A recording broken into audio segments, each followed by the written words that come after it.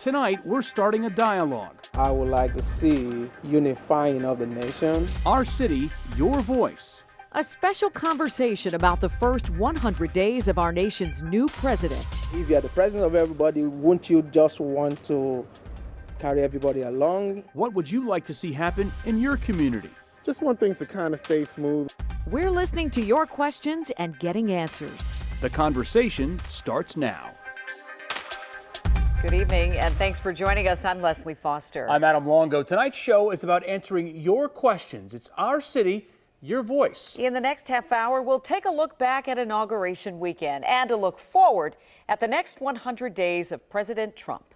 Our reporters have spent the day gathering information to present to you. We're also on social media asking questions like this one. What issues do you think should be at the top of the list for the Trump administration's first 100 days? Take the poll on the WSA9 Facebook page right now, and we're going to share the results with you in just a bit. So let's start with some of President Trump's big moves today. First, he ordered an immediate hiring freeze of most civilian employees in the federal government. And that decision will impact many people here in the DMV. Our John Henry has more on the president's big decision. First, guys, this freeze does not apply to the hiring of military personnel, but ultimately the White House hopes it will help shrink the size of the federal government.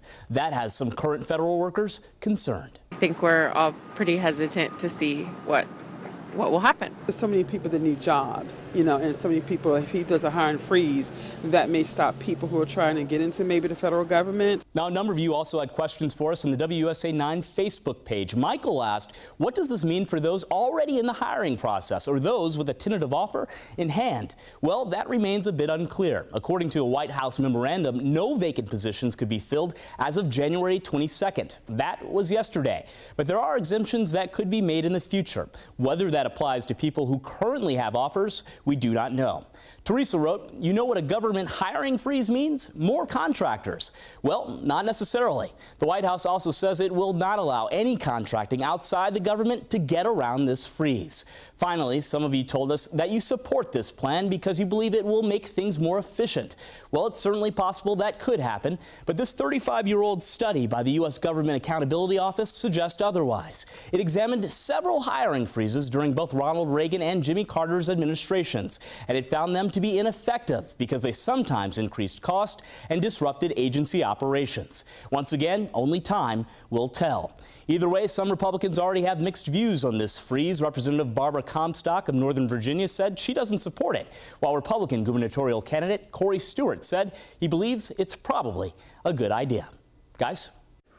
Well, White House Press Secretary Sean Spicer held his first official briefing with the White House Press Corps. And the tone was cordial, in sharp contrast to Saturday when Spicer criticized the media for its coverage of the inauguration. Now, Spicer took questions for more than an hour, and the first one ran straight to one of President Trump's most notable campaign promises, to get a wall built along the Mexican border.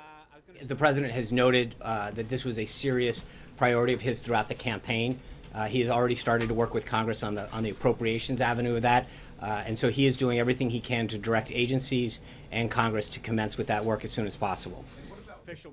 Now, Spicer said President Trump's legislative priorities would be immigration, tax reform, and repealing and replacing Obamacare. The press secretary also talked about Friday's protests, and he said that the president can only unify the country through action and success. We're learning more about one group of protesters who turned destructive on Inauguration Day. They were well organized, and they made no secret about their intentions. Scott Broom takes us inside the most extreme subgroup called the Black Bloc. In black hoodies with their faces covered, they bashed, they burned, they assaulted white nationalist figure Richard Spencer, and they confronted police who responded to stop the vandalism. They are the hardcore of the anarchist movement. They call themselves the Black Bloc, who use social media to turn each other out. Many don't even know each other's names. But they do note these kinds of images would most certainly distract the world's media to interrupt its continuous coverage of Donald Trump's inauguration. Black Bloc was largely successful in that respect. Let them go! During a long standoff with police here at the intersection of 12th and L on Friday, I learned that a lot of their supporters don't like the media much either. Hey, will you share a thought with me about what you're witnessing? No. You don't want to talk about it? No. I don't want to be recorded either. I don't want to be recorded either. Get the microphone away from me. Fight, law and order! No cops! The black bloc's numbers were relatively small Friday, only a few hundred according to police. Fight, law and order! They chanted no cops, no borders, fight law and order, and carried symbols of the anarchist movement. Black bloc anarchists say their number one enemies are authoritarianism and fascism. They accuse President Donald Trump of both. The targets of vandalism are symbols of corporate culture and wealth: a bank, a Starbucks, a limo, a media vehicle. They are quick to then target responding police. I saw here on the streets Friday the Black Bloc is organized enough to have supporters who act as medics and as legal representatives. Supporters have their own media channel online and an extensive social media network. Supporters are now using that network to raise money for lawyers to defend the 230 who got arrested and charged with felony rioting. 60% of those arrested are from the D.C. region. The other 40% came from 24 other states, with a large number from Pennsylvania and New York. Bystanders Friday seemed stunned. I didn't think it was going to get to this point. I'm against Trump. I'm not sure how much good is it doing yelling at the police. In downtown D.C., Scott Broom, WUSA 9. As for what's ahead in the next 100 days, police will be on guard for additional black bloc actions, but supporter groups have not announced any plans, which they did openly for the inauguration. So the day after those protests came the Women's March on Washington. Millions demonstrating around the world on Saturday, rallying for women's causes and many marching in opposition to President Trump. But was it just a one-day phenomenon, or will it actually lead to changes? Peggy Fox talks to local women about what's next. The Women's March turned out more than 1 million people for nationwide demonstrations. Michelle Clooney of Reston took her 7-year-old daughter. I became really emotional when I got there because there was such a sense of community and compassion, so many different kinds of people. It really was one of the most moving experiences I've ever had. Michelle didn't go to the Women's March in D.C. She went to the one in Winchester. I'm the Northern Virginia reporter, and I didn't even know there was a Women's March in Winchester. That's Frederick County, Virginia. Even though Virginia voted for Hillary Clinton, Frederick County voted for Trump, 65%. And I was shocked by the crowd. It was huge. What do you hope comes from this movement, if I can call it that? Do you think it's a movement? I do, absolutely. There's this momentum and this energy moving forward, and now we're all trying to organize and, come up with ways where we can take actionable steps to make a difference in our lives, and, by contacting our local member of Congress, demanding that our voices be heard. Amy McPike from Ashburn was there. How do you keep it from becoming just a one-day experience? I think the most important thing is it provided us with a lot of energy to be able to go forward. But for me, it was never going to be a one-day thing. I'm a volunteer with Moms Demand Action for Gun Sense in America. For us, every day we're looking for ways that we can provide a safer community for our kids. Democrat Danielle Sims from Alexandria hopes the momentum from the march will carry into the Virginia governor's race. I think we're going to be on fire this year, so it will be an interesting year. But some women leaders stayed home. Pro-life advocate Donna Rice Hughes says it was a missed opportunity. Calling it a women's march was a little misleading.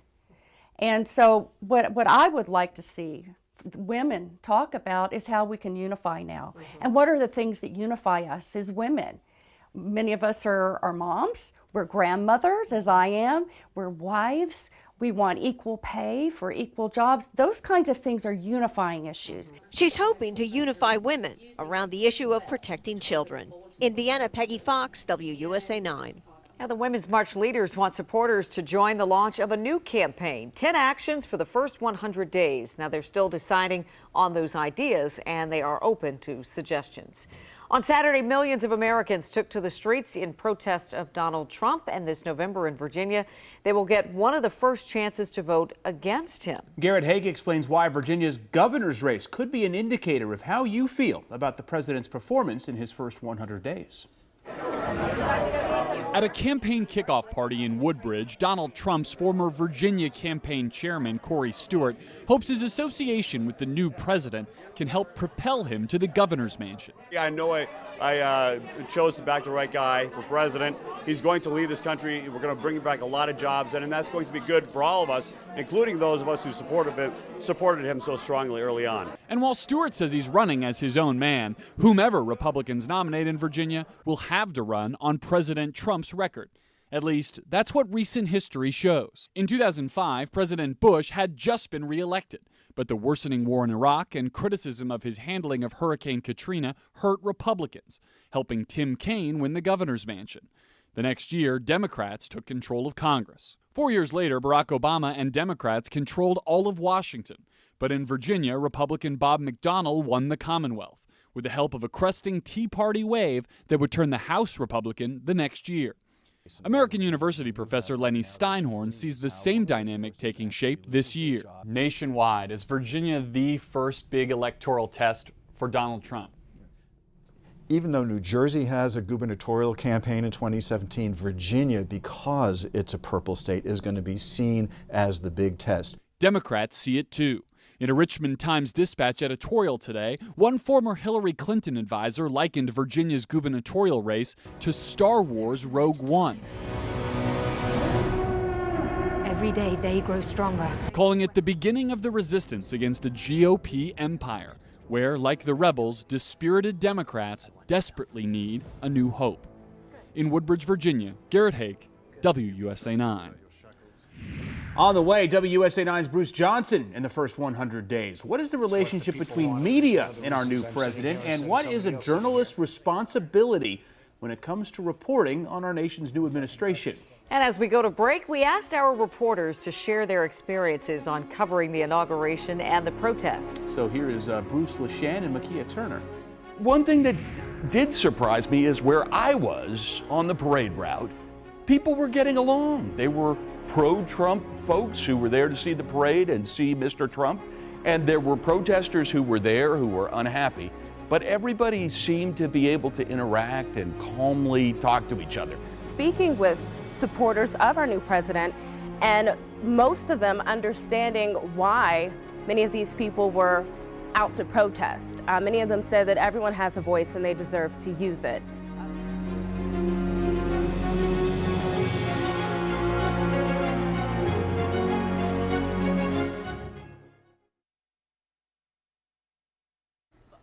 WUSA 9's Ellison Barber asked you what you want to see this administration do in the first 100 days. And one issue that came up multiple times, the Affordable Care Act and whether President Trump will repeal it.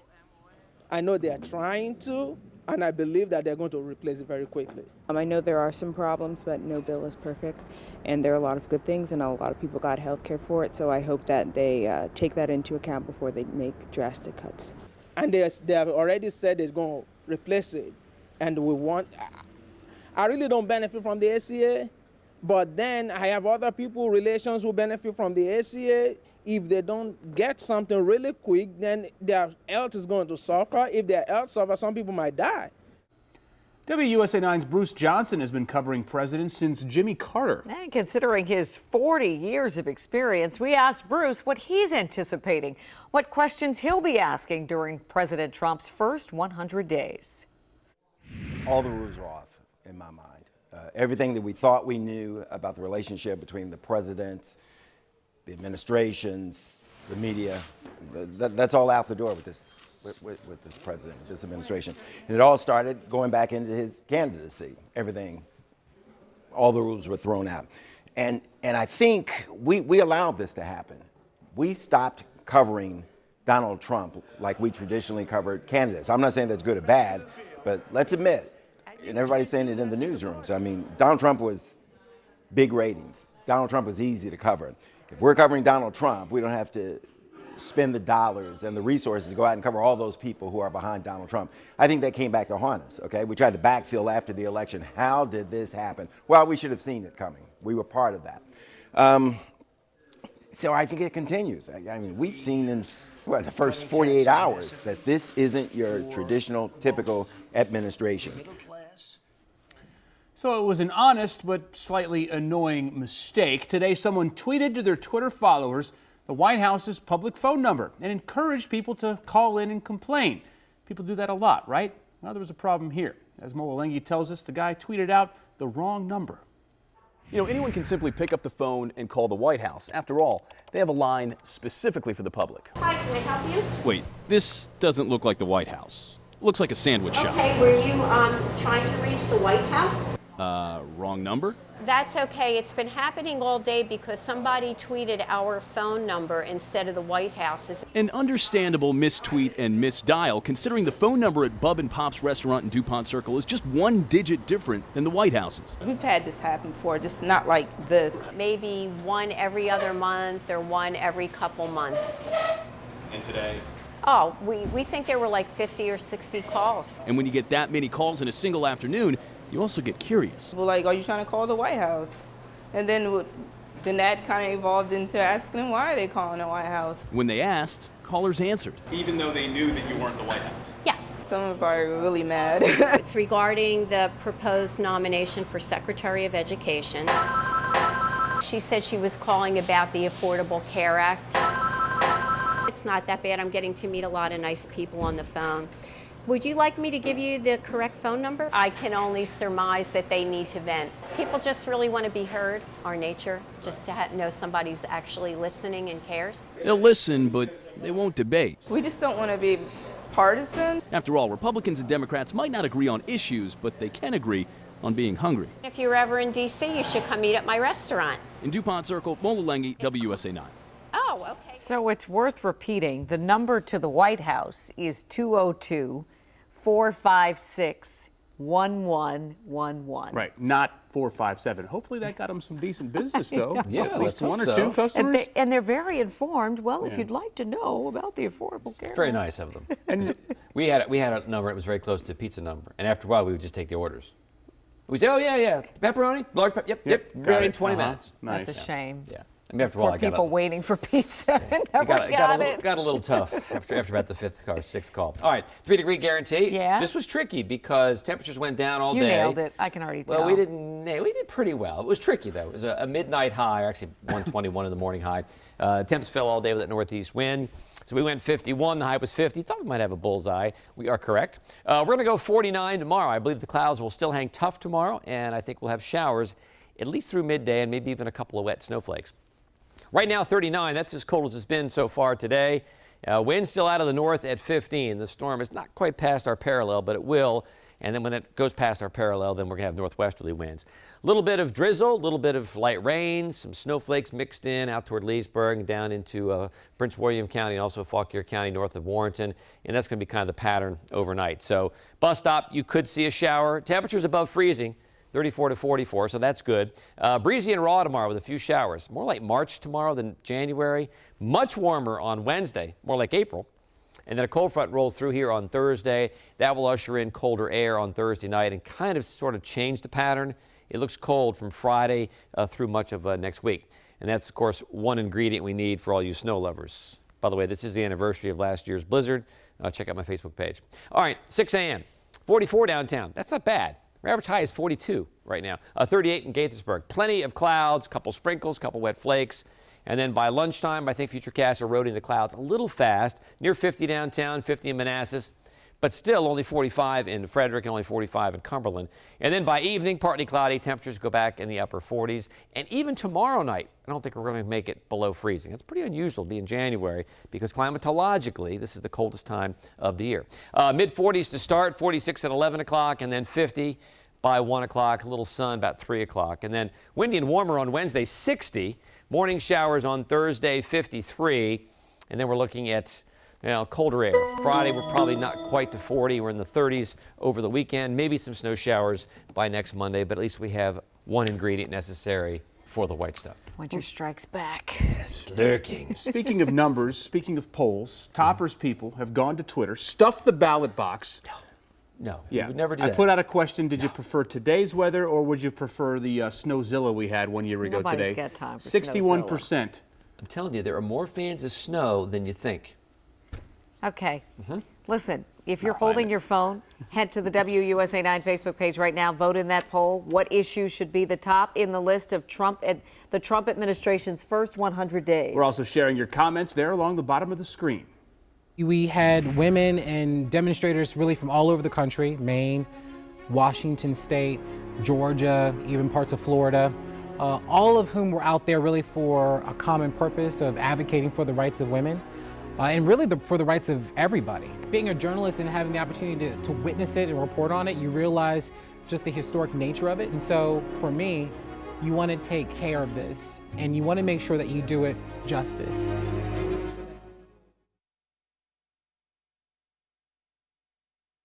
I don't think it's right putting a wall up because, it's just, people are just coming here to find a better future, And a lot of people that I know that don't have paper, they study here, they have a family, they work, they do all that. So, I feel like threatening families, millions of families, be deported back to their homeland, I don't think that's right. That was Alexander Reyes. He lives in Prince George's County. He's one of many who says we need to reform our immigration system, but he worries how reform might look under this administration. In the last 24 hours, the hashtag alternative facts has been trending on Twitter. That's in reference to counselor to the president, Kellyanne Conway. She says the Trump administration was supplying the media with alternative facts, and it came after she was asked why President Trump's press secretary, Sean Spicer, mischaracterized the inauguration as having the biggest crowd ever, both in person or around the world. We asked our Bruce Johnson what journalists need to do when it comes to reporting on this new administration and providing accurate facts. I think journalists got to get tougher. Quite frankly, I've been embarrassed by some of our conduct. And I'll go back to the CNN reporter at the Trump press conference after he hadn't given a press conference for so long. And Donald Trump just undressed the guy with misinformation, saying things that weren't true. CNN had merely reported the process. It was somebody else who let loose with all these unsubstantiated facts. But Donald Trump proceeded in that press conference to undress that CNN reporter. And the other reporters at that press conference were apparently willing to let that go. We have got to stand up, for what we're about. And it's not just about us. If we can't stand up to this administration and any other administration, not only are we in trouble, not only is journalism in trouble, but I think the American people are in trouble. Who else is going to be watching out, looking out for them? Well, as we go to break, we're going to hear from some of our WUSA 9 reporters about their inauguration experience. You had Trump supporters and Trump detractors side by side, and in many, many cases it was peaceful. Agree to disagree, and they were in line together. The sad thing was there were areas of protests that were violent and that were ugly. People are so politically awake now where they might not have been in years past or months past even. Now they're giving their stories about the Affordable Care Act, how they love it or how they hate it. They're giving their stories about how they lost their job, and people are engaged.